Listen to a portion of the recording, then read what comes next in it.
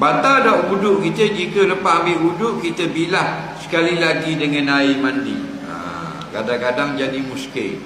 Kita ambil wuduk dah, lepas dah ambil wuduk siap belaka, kita buka paip hujang kali, biar sejuk subuh kali lagi, hukumnya tak batal dah wuduk.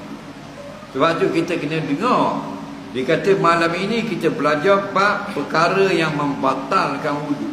Batal wuduk ni yang pertama keluar sesuatu dari kemaluan depan atau belakang baru batal. Lepas ambil wuduk keluar kecil, batal. Lepas ambil wuduk keluar kentut, batal. Yang kedua, kita hilang ingatan sebab tidur.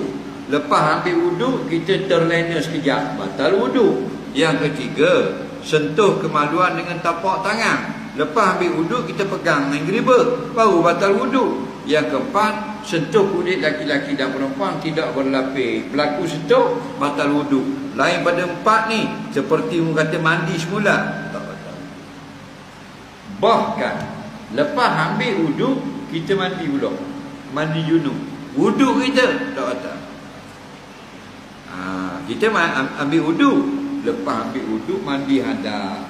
Faham lagi? Kita buat mandi hadas lepas ambil wuduk, wuduk tu tak batal.